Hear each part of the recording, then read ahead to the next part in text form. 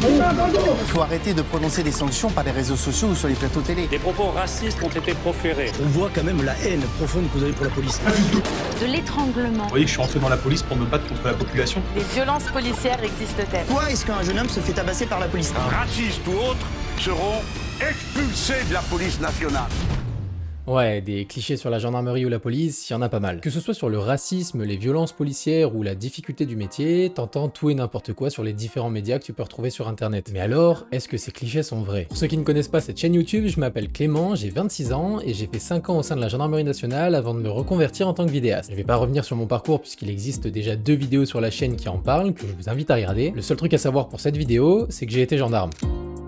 Donc dans cette vidéo, je vais tâcher d'argumenter sur les différents clichés sur la gendarmerie et la police à travers mon expérience au sein de l'institution. Je vais bien évidemment vous citer des exemples que j'ai pu vivre et essayer d'être un minimum objectif dans mes réponses. Sinon, c'est pas très intéressant pour vous et surtout c'est pas très constructif comme débat. Mais avant d'aborder le premier cliché d'aujourd'hui, je tenais à remercier le sponsor de cette vidéo, AlphaTac Formation. C'est la première fois que j'en parle sur cette chaîne YouTube et j'en suis très fier puisque je connais ce centre de formation depuis maintenant plusieurs années grâce à l'un de mes principaux partenaires, Guerilla Store. AlphaTac Formation est un centre de formation certifié dans le domaine de la sécurité et de la prévention des risques en s'entourant de militaires, de gendarmes, d'agents pénitentiaires spécialisés ou de sapeurs-pompiers, tous formateurs dans leur domaine. Je vous en parle aujourd'hui puisque si pour vous devenir gendarme est un rêve mais que le concours est un obstacle, AlphaTac Formation propose différentes préparations pour le concours interne et externe des sous-officiers de la gendarmerie nationale. Examinateurs dans les différentes institutions, ils savent ce qui est attendu dans les différentes épreuves du concours. À la différence des autres centres de formation qui existent, AlphaTac impose un temps de parcours en présentiel afin de vous accompagner de la meilleure des manières. Que ce soit dans la pédagogie, l'approche ou la méthodologie, les différents formateurs s'engagent à tirer le meilleur de vous-même et ce peu importe votre niveau actuel. Que vous sortiez du cursus scolaire ou que vous n'ayez jamais fait une dissertation de votre vie, ne vous inquiétez pas puisque le taux de réussite pour ceux qui ont choisi de suivre la préparation d'AlphaTac est de 100%. Oui, 100%. La formation est complète avec un bon suivi que ce soit à l'oral, l'écrit ou le sport. Croyez-moi, se préparer correctement à ces concours, c'est pas si simple sans accompagnement. Ça coûte rien de se renseigner donc je vous ai mis les différentes informations d'AlphaTac dans la description. Bien évidemment, ce ne sont pas les seules formations qu'ils proposent puisque vous pouvez retrouver sur leur site internet des formations sur la prévention des risques, des formations incendie, des formations SST pour les entreprises privées, les collectivités ou les assos. Mais il y a aussi des préparations au trek ou au cours de self-défense. Bref, c'est relativement complet. Je vous ai donc mis le catalogue des différentes formations proposées par AlphaTac en description de cette vidéo. Merci à eux de me soutenir dans mon travail et reprenons notre sujet. Après avoir passé plusieurs années au sein de l'institution, j'ai déterminé 6 clichés sur lesquels je vais débattre seul et placer leur vérité sur cette courbe. Évidemment, au plus on va vers le haut, au plus on se rapproche de la vérité, au plus on va vers le bas, au plus on s'en éloigne. Avant de commencer, je tiens à préciser que l'espace commentaire est bien évidemment ouvert, mais je vous demanderai d'être un minimum respectueux. Enfin un minimum, soyez respectueux. Votre avis sur ce que je vais dire, il m'intéresse, mais s'il est constructif, il m'intéresse encore plus. On n'a pas tous les mêmes avis sur les différents points que je vais aborder, donc je vous demanderai de faire preuve de maturité et de compréhension. Oh, et dernier point, mon discours n'est pas politisé. Voyez ici simplement l'avis d'un ancien force de l'ordre qui souhaite s'exprimer sur des sujets qui le touchent. Bref, commençons avec le premier cliché, vous êtes mal payé. Je vais être tout à fait honnête, à un certain moment de ma carrière, lorsque je recevais ma paye, je disais souvent « Ouah, putain, je suis trop payé pour ce que je fais ». Mais attention, je l'ai pas tout le temps dit. J'ai commencé agent de police judiciaire adjoint, donc gendarme adjoint volontaire au sein d'un PSIC, puis sous-officier au sein de la gendarmerie mobile. Pour information, le salaire net d'un gendarme adjoint volontaire est de 930 € plus 224 € par mois de prime alimentaire. En tant que gendarme adjoint volontaire, tu es hébergé à titre gratuit au sein de la caserne où tu travailles. T'as un petit logement qui est pas incroyable, mais ça reste un logement gratuit. En plus de la rémunération, t'as la possibilité de passer ton permis voiture, donc le permis B, gratuitement. Enfin, il me semble. Et en plus de ça, les gendarmes adjoints volontaires bénéficient de 75% de réduction sur tout le réseau SNCF, et ça, toute l'année. Donc quand t'as 18 ans, que t'es en colocation avec des collègues qui deviennent des amis, que t'es payé 1150 € à découvrir un métier qui est une vocation, eh ben je trouve que c'est pas si mal. T'as pas énormément de charges et t'as beaucoup d'avantages avec la gendarmerie, donc c'est quand même plutôt cool pour un début de carrière. Par la suite, tu passes le concours sous-officier pour gravir les échelons. En école de formation, tu touches une solde brute de 1485,47 €. Savoir que là aussi tu es logé durant toute ta formation, donc du coup tu dépenses pas grand chose. Après l'école, une fois que tu es gendarme, tu touches un salaire entre 1607 € et 2235 € brut par mois, plus les primes. Et quand je parle des primes, ce sont pas les différents quotas de PV à remplir tous les mois qu'on peut entendre je ne sais où, parce que ça je vous le dis, ça n'existe absolument pas. Quand tu travailles pas correctement ou avec un manque d'implication, on peut te mettre un petit peu la pression, mais t'as pas de quota de PV à faire comme on peut l'entendre des fois. Bref, mais là où je voulais en venir, c'est à la gendarmerie mobile. C'est durant cette période que je me disais que parfois j'étais un peu trop payé. Et je me disais ça grâce aux IJAT. IJAT, c'est indemnité journalière d'absence temporaire. En gros, pour tous les déplacements professionnels effectués en métropole, en Guadeloupe, en Martinique et à La Réunion, le taux de l'indemnité journalière d'absence temporaire est fixé à 45,32 €. Pour les déplacements effectués en Guyane, le taux est fixé à 50,85 €. Pour les déplacements effectués à Mayotte, en Polynésie française, à Wallis-et-Futuna ainsi qu'en Nouvelle-Calédonie, le taux est fixé à 70,74 €. Donc chaque jour de déplacement, tu touches cette somme en plus de ta solde mensuelle. Donc un gendarme mobile qui part 4 mois en Guyane comme moi j'ai pu le faire, eh ben il revient avec environ 12 000 € sans compter les différentes primes. Donc à mon sens, c'est pas mal payé du tout. Alors bien évidemment c'est hyper perso, mais moi je trouve ça très bien. Et puis souvent quand t'es en déplacement, tu payes rien, t'es logé, t'es nourri, donc ta solde elle diminue pas beaucoup. À côté de ça, bien évidemment, tu rajoutes une certaine stabilité à l'année, puisque t'as un logement quand même qui est fourni par l'institution, t'as des avantages avec les banques ou même avec les mutuelles. Enfin je veux dire que même si en gendarmerie, tes heures supplémentaires elles sont pas payées, je trouve que financièrement tu t'y retrouves. Après c'est que mon avis, j'étais célibataire et sans enfant. Moi je trouve qu'on est relativement bien payé. Alors évidemment pour certains le salaire n'est pas suffisamment haut par rapport à la dangerosité ou la difficulté de ce métier, donc parlons-en. Genre, on prend des pierres par nos voisins. Et ça nous marque forcément.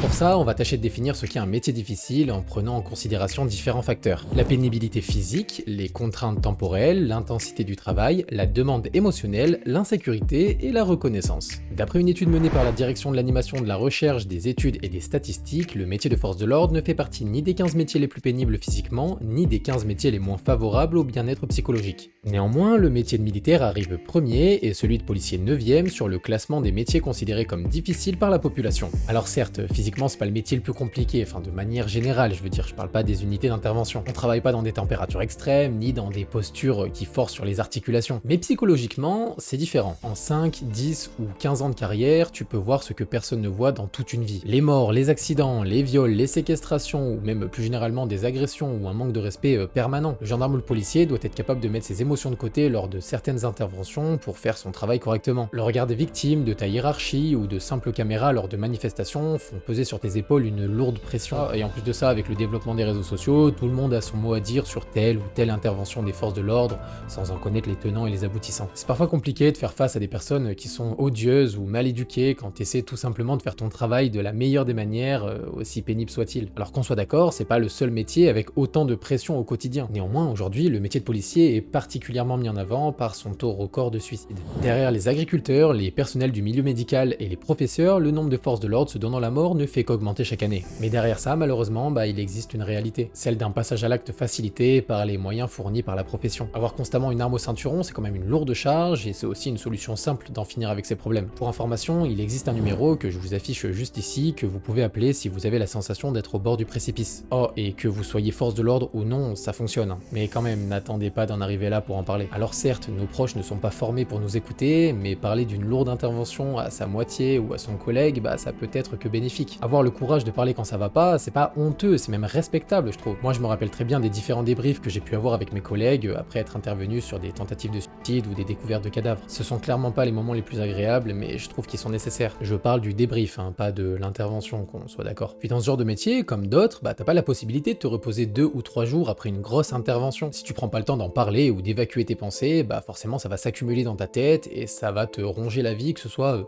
dans le travail ou en civil. Parce que à 18h, ton travail il s'arrête pas comme dans la plupart des métiers. Un flic reste un flic, avec ou sans l'uniforme. Alors certes, il y a de plus en plus de suivi psychologique, mais c'est bien de tout mettre en place au sein de son unité pour éviter d'en arriver jusqu'à la consultation professionnelle, bien que je n'y vois rien de mal, au contraire. Donc oui, ce métier est psychologiquement difficile, mais il l'est aussi par sa dangerosité, et c'est ce qui en fait un très beau métier. Être policier ou gendarme, c'est dangereux, mais ça on en est conscient. C'est aussi cette petite touche d'adrénaline qu'on vient rechercher quand on passe le concours. Chaque intervention est différente et il faut savoir agir en conséquence. Et c'est aussi pour ça que sur certains contrôles, on peut paraître froid ou distant. Le truc c'est que vous n'êtes pas au courant de ce qu'il a pu se passer dans notre journée, dans notre semaine ou même dans notre carrière. En gendarmerie, on dit souvent toujours surpris, jamais baisé. Car il faut se préparer au pire et nous le saurons si nous l'avons fait correctement. Ce qui induit d'être généralement plus méfiant que crédule. Je place donc ce cliché plutôt haut sur ma courbe de vérité, c'est pas simple comme métier. Dernière chose sur la difficulté et la dangerosité de ce métier. À mon sens, le force de l'ordre manque de moyens et de formation. Je dis pas qu'il est mal formé, je dis juste qu'il manque de formation. Que ce soit dans l'équipement, le tir ou les techniques, j'ai parfois eu l'impression d'avoir un train de retard sur la réalité. À mon sens, les moyens ne sont pas investis correctement pour se sentir en pleine sécurité. Et étant dans un métier où le personnel est surexploité, le temps de formation est limité. Donc c'est pas la première fois que je le dis, mais formez-vous et équipez-vous, même si c'est en dehors de l'institution. Bref, continuons avec le prochain cliché et pas des moindres, la police est raciste. C'est problématique qu'en tant que personne noire, aujourd'hui en France, on ne puisse pas se sentir en sécurité. Alors il faudrait être complètement aveugle pour le nier, il y a bien évidemment des actes racistes au sein de la gendarmerie ou de la police nationale. Et quand je dis bien évidemment, c'est parce que c'est un fait et pas une logique due au métier, que ce soit clair. L'inspection générale de la police nationale, donc l'IGPN, a été saisie de 1065 enquêtes judiciaires en 2022. C'est dans le dernier rapport exposé publiquement pour l'instant. Les enquêtes pour allégation d'injures à caractère raciste sont de 52 enquêtes en 2022 contre 51 en 2021. Il s'agit soit d'injures proférées à l'égard d'usagers lors de contrôles de police ou d'interpellations rendues difficiles, soit d'insultes entre collègues, principalement par le biais des réseaux sociaux. Donc sur 1065 enquêtes judiciaires ouvertes en 2022, seulement 52 sont ouvertes pour du racisme. Alors évidemment c'est toujours trop, 52 c'est 52 qui ne devraient même pas exister, je tiens à rappeler que le racisme c'est quand même illégal. Mais ça reste un nombre d'enquêtes relativement faible sur la totalité des enquêtes judiciaires ouvertes. Donc oui, factuellement il y a des cas de racisme au sein de la gendarmerie et de la police nationale, mais sachez-le, c'est une énorme minorité. Personnellement, durant ma carrière, je n'ai pas eu une seule fois affaire au racisme, et ce sur n'importe quelle intervention. Alors je parle pas du racisme envers moi, je dis simplement que personnellement, j'en ai pas vu. On m'a déjà reproché de contrôler quelqu'un uniquement pour sa couleur de peau, chose qui était vraie, puisqu'à ce moment-là, on avait un signalement d'une personne de couleur pour un fait bien précis. Néanmoins, je ne dis pas que le contrôle au faciès n'existe pas. Pour info, le contrôle au faciès, c'est une procédure de contrôle d'identité fondée sur l'apparence de la personne contrôlée. Donc de l'apparence ethnique, la religion ou l'origine nationale supposée. Et ça, il y en a pas mal. Souvent c'est justifié par le fameux « oui, mais le milieu carcéral, il est composé à 80% d'étrangers noirs ou arabes ».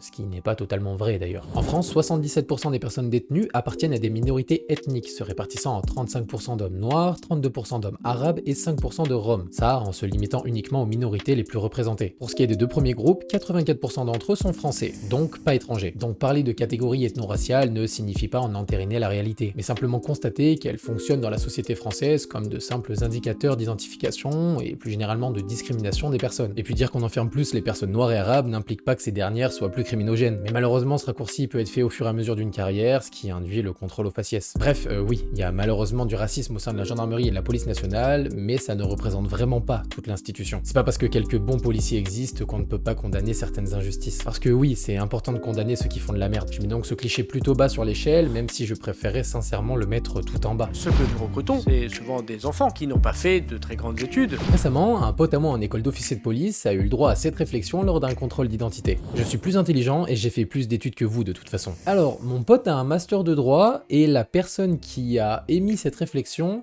n'a pas le bac et a 19 ans. C'est quand même culotté, c'est très culotté. Enfin bref, je sais déjà où placer ce cliché sur mon échelle puisque je vais le mettre au milieu, pile au milieu. Je m'explique. En gendarmerie, tu peux rentrer et évoluer au sein de l'institution pour finir avec une belle carrière sans avoir le bac. Et je trouve sincèrement que peu de métiers offrent réellement ça. A l'inverse, tu peux rentrer en tant qu'officier ou à l'échelon le plus bas avec un master ou un doctorat. Donc peu importe ton niveau d'études, tu seras au contact de la même population que tu aies le brevet des collèges ou un bac plus 5. Néanmoins, tu représentes tout de même une institution. Pour moi, il faut avoir un standard minimum d'élocution et d'éducation et ça c'est pas donné à tout le monde. Et c'est pas les 9 ou 12 mois de formation qui vont t'apprendre ça. Après, quand tu regardes le niveau demandé sur le concours de sous-officier de la gendarmerie, je peux comprendre que ce cliché existe. Je veux dire par là que quand la note éliminatoire au sport c'est 3 sur 20 et à l'oral c'est 6 sur 20, et ça fait un peu peine à voir et à imaginer que le niveau, il est haut. Et c'est quand même un mec qui a eu 6,5 à l'écrit au concours qui vous dit ça.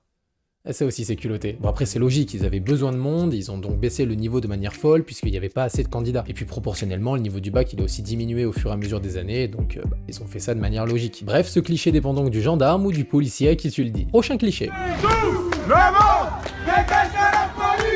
C'est un peu compliqué à dire puisque c'est un peu personnel, mais je suis vraiment pas sûr de ça. Il me semble qu'en France, 77% des gens déclarent avoir une bonne image de la police. Et ça c'est assez récent puisque ça date de juillet 2023 le sondage. Alors certes, c'est un chiffre qui diminue quand même avec le temps, mais ça reste un très beau chiffre. Pour information, une large majorité des Français considèrent que la police agit globalement dans le respect des règles et que les dérapages sont des faits isolés. Seuls 20% estiment que ces derniers sont le signe d'un problème plus profond et que la police ne respecte pas les règles qui s'imposent à elle. On pourrait donc déjà placer notre curseur à environ 20% sur notre échelle. Ça me paraît logique de faire comme ça. Ce qui fait que la population aime ou déteste la police, c'est principalement dû aux médias et aux expériences personnelles. Certains Français ont une haine profonde envers les forces de l'ordre alors qu'ils n'ont jamais été contrôlés de leur vie, et à l'inverse, t'as des personnes qui se font contrôler quasiment tous les jours et qui font partie des 77% qui aiment la police. Donc je trouve que les médias ont une part hyper importante dans tout ça. Post-attentat par exemple, ont souligné le dévouement et le courage des policiers, mais ça on l'oublie très vite pour le remplacer par des images d'usage des armes à travers des pare-brises. On agit beaucoup trop dans l'émotion en France sans avoir aucun recul, et encore une fois avec le développement des réseaux sociaux, tout le monde a son mot à dire apparemment. J'ai l'impression que très peu de personnes attendent les preuves et les jugements pour exprimer un avis. J'ai quand même vu des lives TikTok sur si oui ou non le policier devait utiliser son arme dans l'affaire Naël le lendemain de l'histoire. C'est quand même fou, je trouve. Bref, moi perso, j'ai très rarement ressenti de la haine envers mon métier sur les différentes interventions de ma carrière. J'ai toujours été respectueux et courtois avec les personnes que j'interpellais, même ceux qui avaient fait des